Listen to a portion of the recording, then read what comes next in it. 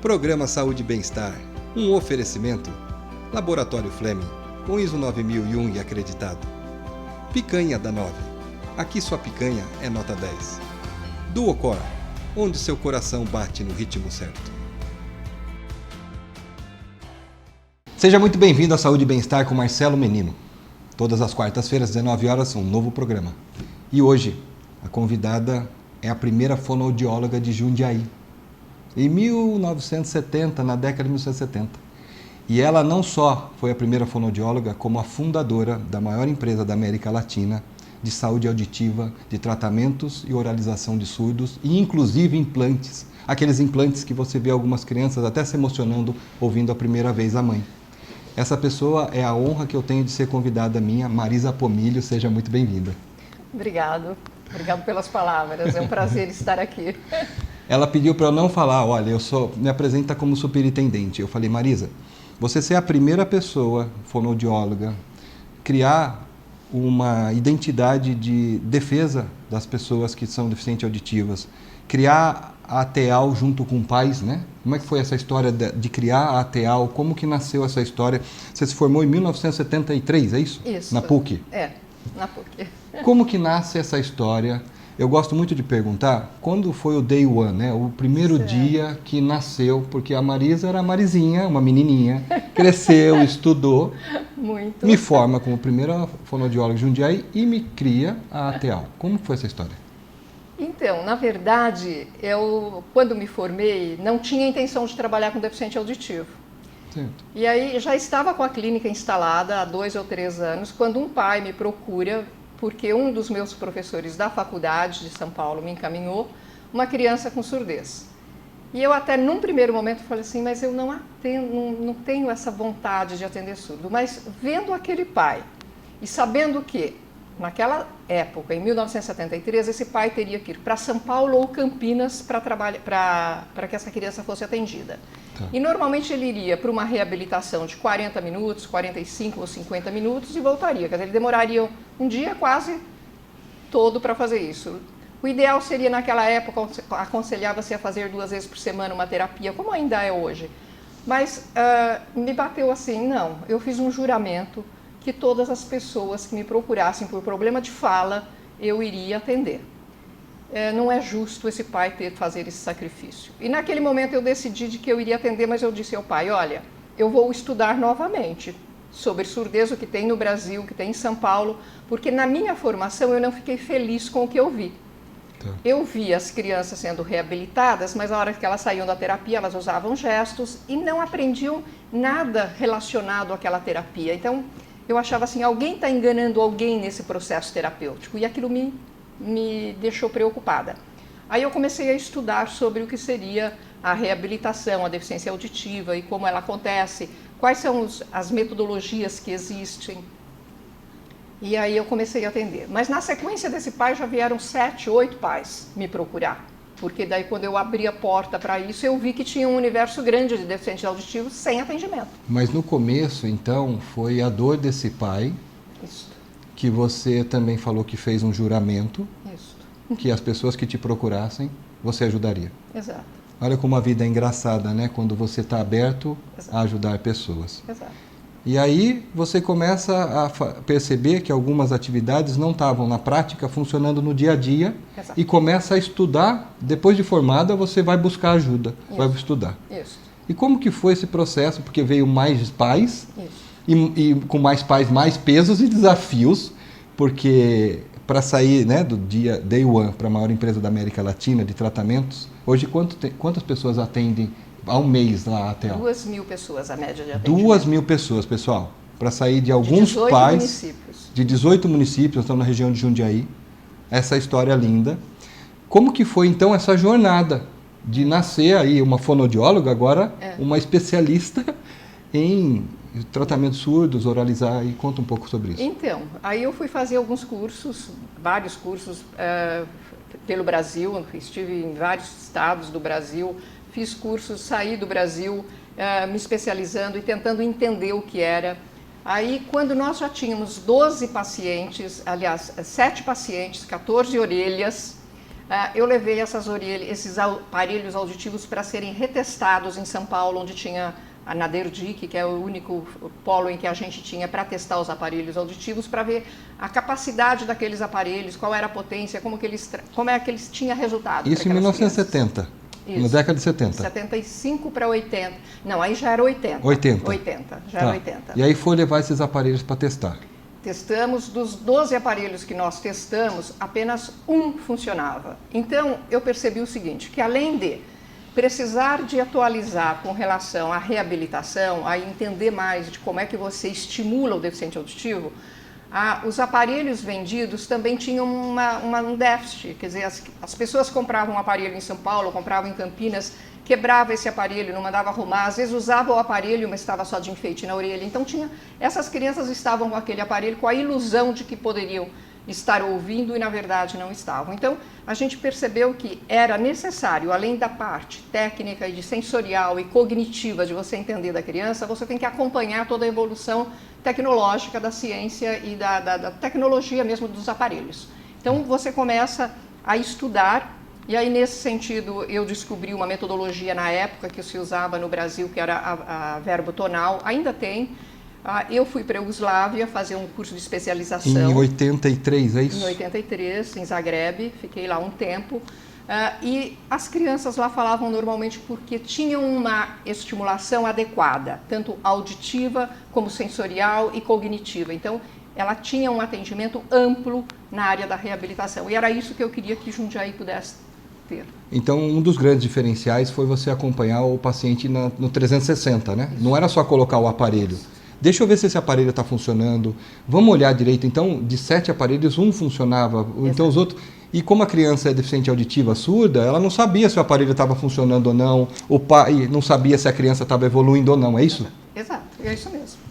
Está vendo? O profissional, quando vai a fundo e faz o que ama, né? Exato. Inclusive um juramento, você falou, ele vai atrás. Aí você foi para a Iugoslávia para buscar mais essa integração, para entender... Porque a Iugoslávia era um país que tinha mais qualidade nessa socialização, nessa integração, como que era? Então, na verdade, a Iugoslávia era um país socialista, nós não tínhamos relações comerciais com a Iugoslávia. Eu fui para lá num impulso realmente de querer conhecer a metodologia. Chegando lá... É visionária mesmo. Foi realmente um desafio muito grande, porque todos os cursos, as línguas faladas eram assustadoras, assim, para entender aquilo, mas na verdade eu queria entender por que as crianças falavam, por que elas tinham uma reabilitação tão boa, porque elas tinham aqueles resultados em que a gente via, porque assim, quando eu cheguei na escola, todas as crianças que eu passava, elas estavam conversando entre elas, e o nosso professor dizia, são todos surdos. E o processo de reabilitação era totalmente diferente. Mas, para minha tristeza, porque assim, é um país comunista, é um país que tem regras, que tem normas e que você tem que estabelecer, são bem estabelecidas, senão você não consegue dar continuidade, os pais teriam uma multa para pagar se a criança não tem evolução no desenvolvimento dela. Tá. Quando eu voltei, a minha tristeza é o seguinte, como eu vou aplicar toda essa rigidez de tecnologia sem... ter o equipamento ideal e sem ter um conhecimento dos outros profissionais nessa área cognitiva, porque também eu vi lá todo um desenvolvimento que a neurociência trouxe 10 ou 20 anos depois chegou no Brasil, mas eu vi lá todo um trabalho de neurociência voltado para a estimulação de fala também ao mesmo tempo. Então eu vi um conjunto de evolução científica que demorou mais de 20 anos para chegar e que a gente tem que ter a paciência. É isso que eu quero dizer às vezes. Às vezes a gente tem uma evolução da tecnologia e da ciência, você fala, como eu trago isso aqui no cotidiano, no meu dia a dia. Sim.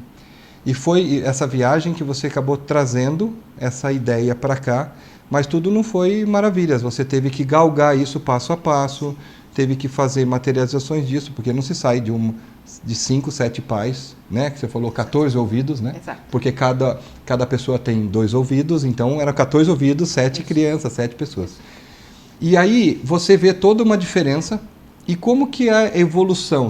Porque de 83 para 2023, nós estamos falando de 40 anos. 40 anos. Nesses 40 anos, o que você viu de evolução e quanto a gente cresceu para ser hoje a referência na América Latina? A TEAL aqui em Jundiaí é a referência na América Latina de tratamentos. Eu vou só mostrar uma imagem para vocês. Onde nós vamos chegar? Olha isso aqui, ó. Isso aqui é emocionante. Vocês estão vendo aqui?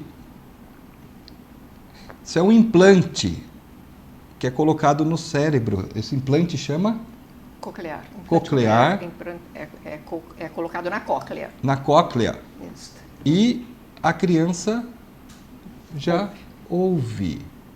Olha uma outra imagem também, mesma coisa.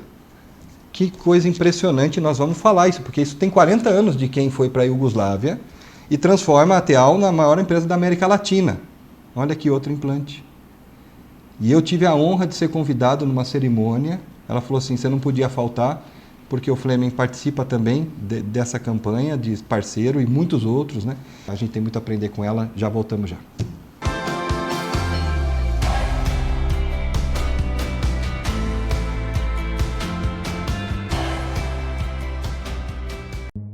Prêmio Destaque 2022 CDL Jundiaí. Melhor na categoria Laboratório. Fleming Laboratório. Sabe aquele sabor irresistível, suculento e cheio de tradição? Apresentamos a Picanha da 9, onde a tradição do churrasco ganha vida. Nossas picanhas são selecionadas a dedo. Trabalhamos somente com cortes nobres, garantindo o máximo de sabor em cada mordida. Acompanhadas de guarnições exclusivas e um atendimento de excelência, a Picanha da 9 é a escolha perfeita, seja para o seu almoço executivo ou suas celebrações. Picanha da 9, onde a picanha é nota 10. Venha nos visitar hoje mesmo e descubra o autêntico sabor do churrasco. Avenida Pedro Blanco da Silva, 608, Anhangambaú, Jundiaí.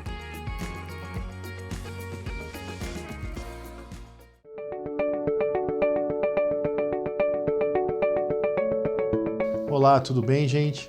Sou o Dr. César Rosati, trabalho na área da cardiologia há 17 anos aqui em Jundiaí. E vamos começar a falar agora um pouquinho por semana a respeito da sua saúde. O que podemos fazer para ajudar na saúde cardiológica, os exames que dependem da sua saúde cardiológica. E hoje, no primeiro programa, vamos começar falando desse aparelhinho muito pequenininho aqui, que é um gravador de Holter. Gente, o que é o Holter? Holter é parecido com um eletro, só que é um eletrodinâmico. Ele é gravado durante 24 horas, esse aparelho pega toda a batida do seu coração durante 24 horas e nos fornece informações essenciais para diagnóstico de certas patologias, principalmente as arritmias. Gente, você que tem aquela sensação do coração bater na garganta, sentir o coração pausar, ter algum problema, primeira coisa, procure um cardiologista. Segunda, após um exame clínico, uma anamnese, provavelmente ele irá solicitar exames complementares e esse aparelhinho estará lá. Todo tipo de arritmia que você possa ter, considerado brad ou taquicardia, aparecerá nesse exame. E o médico, à base desse diagnóstico apurado, conseguirá tratar não só com alterações de estilo de vida, mas também com medicações. Ok? Foi ótimo falar com vocês.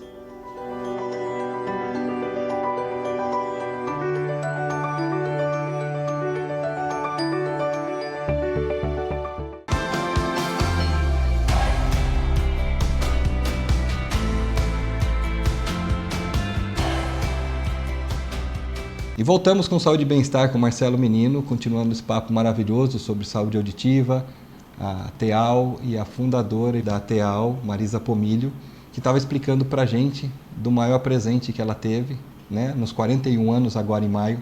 São duas crianças no banco de trás, ela na frente, ela falou, já ganhei meu presente. E conta para a gente como que faz para o surdo falar. Porque, por exemplo, existia-se, e eu também acreditei muito tempo antes de conhecer você, antes de conhecer a sua história, o Fleming patrocinou a T-Run, que é a corrida que a Teal tem todo ano, e continuamos parceiros e continuaremos. E aí, o surdo fala, a gente consegue fazer surdo falar. Mas o surdo de nascença, eu sei que é aquele que depois perdeu o tímpano por algum acidente, ou o músico que, né, perdeu. Ele falou, não. O surdo de nascença a gente oraliza, tá? Então explica pra gente como que o surdo pode falar. Então, é muito interessante porque o surdo, a deficiência auditiva é uma deficiência sensorial. Se eu estimular sensorialmente esta criança, e se eu estimular através do tato, através do olhar, porque as conexões cerebrais para o sentido da fala vão acontecer. O que acontece é o seguinte, é que quando quando a mãe ou a família recebe um diagnóstico de deficiência auditiva, ela emudece, a família emudece e toda a parte sensitiva e de percepção para aquela criança fica bloqueado. Porque a mãe fica assim, como eu vou falar com meu filho? Eu vou ter que aprender libras, eu vou ter que aprender sinais, eu não sei, como eu vou falar? E interrompe. E interrompe assim, de deixar de ver uma televisão e de sentir as vibrações. Ela é a surdez é uma deficiência sensorial, mas não é intelectual. Ela não, cognitivamente, aquela criança está inteirinha. Todas as sinapses e todas as conexões que ela tiver que fazer neurologicamente para ter um significado daquilo é um sofá, ou aquilo é uma parede, aquilo ela vai ter. Mas eu preciso de falar. Se eu falar e se eu estimular essa fala, se visualmente eu chegar ao meu bebê, tocar no meu bebê, eu vou trazer essa imagem para mim. Certo. Se eu distancio, eu crio uma barreira. Então, muitas vezes, os pais têm que se interiorizar e falar, olha, ele tem um problema físico, que não consegue captar, mas ele consegue ver meu lábio, consegue... Não, agora, como, então, é isso. Como funciona isso? Isso. Porque, para a gente que é leigo, isso é muito difícil de entender. Então, é difícil nesse sentido, porque quando a gente trabalhava só com o aparelho auditivo e só com as estimulações auditivas, para que primeiro ele ouça, para depois ele falar, né? Essa é uma sequência, tem que aprender a ouvir para aprender a falar. Não, ele pode fazer as duas coisas ao mesmo tempo. Ele vai aprendendo que o som, aquele barulho de chave é do carro do papai, mas ela tem que dar um significado. É o papai que chegou, é o carro que está ali, é o barulho. Quer dizer, você tem que dar um significado para aquele barulho. Ah, entendi. Você tem que trazer aquele conteúdo para dar um significado para a criança, porque a criança aprende pela repetição. Entendi. Então, todas as sinapses envolvidas, você tem que dar continuidade. É um trabalho, então, de pais e o surdo, o deficiente auditivo, junto nessa experiência sensorial que você falou, né? Isso. Ele não tem um problema mental, ele está com um problema físico ali de entender. A pessoa não é uma deficiente intelectual, ela tem uma deficiência sensorial e que ela tem capacidade de ter uma vida normal como todas as pessoas têm, né? O que acontece muito é que ao a família se distanciar ou se bloquear com relação à estimulação, essa criança perde, porque a criança ela tem as suas conexões cerebrais muito rápido, ela amadurece muito rápido, né? Ela vai desenvolvendo muito rápido à medida que você estimula. Se você deixa de estimular, essas conexões para a área da linguagem, da área simbólica, que ela tem que dar um significado para as coisas, elas vão ficando assim mais difíceis para o futuro. Mas hoje nós fazemos o teste da orelhinha em todo bebê que nasce em Jundiaí. Então, eu ia perguntar, porque quando eu nasci não tinha esse negócio de teste da orelhinha. Não tinha. Isso daí é recente, gente. Não tinha. E aí eu tenho 2 filhos, um de 5, uma de 2, e foi o teste da orelhinha, e foi uma novidade. Para quem não conhece, explica pra gente um pouquinho sobre o que é o teste da orelhinha, a importância disso e na questão dos dados públicos, né, para controle. Exato. O que a gente tem é o seguinte, a evolução das academias no sentido de formatarem legislações em que pudesse ter o teste da orelhinha em todos os berçários e em todos os hospitais, é uma das coisas mais importantes na prevenção, no atendimento rápido para a criança com deficiência auditiva. Então, nós fazemos em Jundiaí, é um serviço de utilidade pública, já é uma política pública implantada desde 2000, no hospital, era no São Vicente, agora é no Avaú, porque são os bebês recém-nascidos. Nós já testamos mais de 80 mil bebês. Mais de 80 mil bebês. Todo bebê que nasce, nós testamos lá todos os dias, tem a fonoaudióloga fazendo avaliação. Tendo alguma dificuldade, ele já é encaminhado para a TEAL, essa família já é orientada sobre... Pode não ser uma surdez, porque de cada 1000 bebês que nasce, 2 a 3 terão uma perda auditiva, se não uma deficiência auditiva logo ao nascer, mas ela vai desenvolver uma perda auditiva ao longo da sua vida. Então, o que acontece? Com esses indicadores, e esses indicadores são confirmados, porque nessas 70 mil crianças que a gente já testou, nós já também diagnosticamos mais de 100 bebês com perdas auditivas e todos eles encaminhados, alguns deles já implantados, outros não deram certo para o implante. É por isso que é importante saber, o implante é a solução para todos os problemas? Ainda não, porque tem muitas famílias que não acatam ainda a possibilidade da cirurgia. E eu queria só fazer um adendo também, que a gente estava conversando nos bastidores, por que é importante a pessoa que é mais velha, vai envelhecendo, às vezes tem a perda auditiva, por que é importante a família insistir para tratar, insistir para procurar ajuda correlacionada à questão cerebral? Olha, você tocou num ponto muito importante, e muito importante porque nós estamos envelhecendo, todos nós, e essa, ainda bem, né? Porque dizem que tem duas opções, né? Envelhecer é a melhor delas. À medida em que a gente envelhece, a audição vai perdendo. A gente sabe que a partir de 60 anos, a maioria das pessoas tem uma perda auditiva, e o universo, por exemplo, do grupo de deficientes auditivos, que nós temos mais de 1 milhão de pessoas, de 10 milhões de pessoas surdas no Brasil, 91% ensurdece depois de adulto.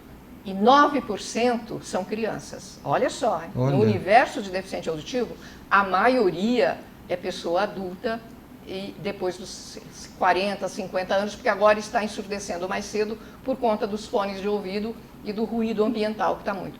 A deficiência auditiva é a terceira maior causa de saúde pública e de preocupação da Organização Mundial de Saúde com relação às políticas públicas, porque ela tem um custo alto. Tá. A pessoa adulta, agora voltando à sua pergunta, a pessoa adulta, ela vai ensurdecendo e ela não admite. Às vezes você chama e fala, não, eu estava distraído. Sim. Nossa, mas eu chamo, mas não respondeu. Ah, mas é porque eu não quis. E às vezes as pessoas não assumem a sua surdez. Não assumir a surdez vai distanciando do grupo social. Primeira coisa assim, não gosto mais de ir na reunião. Por quê? Porque ele não está entendendo a fala de todos. Algumas pessoas têm preconceito nisso, mas você tem que entender que outras patologias podem acontecer, até casos de demência, né? Encolhimento cerebral acontece, porque não só a distância social, mas o cérebro começa a ser menos estimulado, não é isso? Exato, porque você não está ouvindo, então você não tem estimulação. Para vocês terem uma ideia, às vezes a gente pega algumas pessoas idosas para fazer adaptação de aparelho, e quando você coloca o aparelho, a pessoa fala assim, nossa, barulho do que será que é isso? Ele já esqueceu que é um barulho de chuva, um barulho de palma, porque aí, como você diz... Está muito longe, né, esses barulhos mais sutis. Exato. E como as pessoas, como é que fazem? A TEAL hoje sobrevive do quê? Ela vive como? Aceita doações, patrocínios? Como que funciona? Porque essa história bonita também tem um custo, tem elevados custos. E para chegar onde chegou, como que nós, né, que somos beneficiados, eu tive uma empregada doméstica que já trocou 4 vezes o aparelho, do analógico, depois para o digital.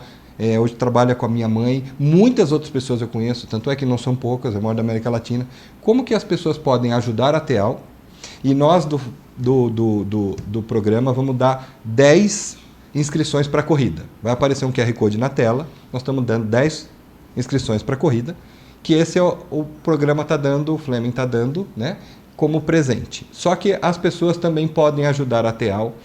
Então o QR Code é a inscrição da corrida, as 10 primeiras pessoas que entrarem no WhatsApp e puser a TEAL, né, ATRUN, que é o nome da corrida, a TEAL, ATRUN, ATRUN, já estão incluídas, as 10 primeiras.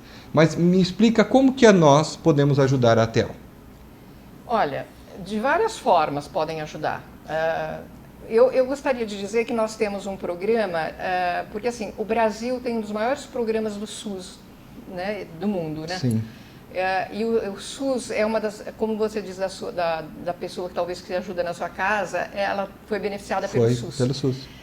O SUS, todo mundo reclama muito dos valores em que o SUS paga. Ele realmente paga tudo, mas paga pouco. Mas a sociedade civil complementa. Então, se a gente souber fazer uma gestão institucional, onde o poder público, o SUS tem a contribuição dele, a sociedade civil ajuda e a gente administra de uma forma da confiabilidade nessa gestão, as coisas acontecem, né? Então o SUS é o nosso maior parceiro, nós temos alguns convênios com prefeituras também da região, dos 18 municípios. Nós temos uma política pública do município que é muito boa nesse sentido, porque eles dão esse respaldo, dão uma continuidade. Nós somos credenciada pelo Ministério da Saúde, então temos uma boa relação com o poder público, com a Secretaria de Saúde e tal. E as pessoas podem ajudar com a nota fiscal paulista, com contribuição, indo aos nossos bazares, comprando as nossas rifas. Nós temos produtos sociais, também agendando consulta particular, porque nós temos uma equipe que atende particular, comprando a bateria e a pilha lá. Então, nós temos um conjunto de ações e o resultado é em benefício do assistido. Todo o nosso resultado é em benefício do assistido. É uma honra ter você aqui. Obrigado. Que nós possamos ajudar a TEAL, que nós possamos também ter mais Marisas no mundo, Marizinhas, Pomilhas que venham, uma cuidando do coração, outra do cérebro e assim por diante. Aperta minha mão, por favor. Foi uma honra. Muito obrigado. Obrigada. Esse é Saúde e Bem-Estar com Marcelo Menino. Um beijo no coração de vocês. Obrigado, Marisa. Obrigada. E continue a ajudar a TEAL. Beijo para vocês e até a próxima.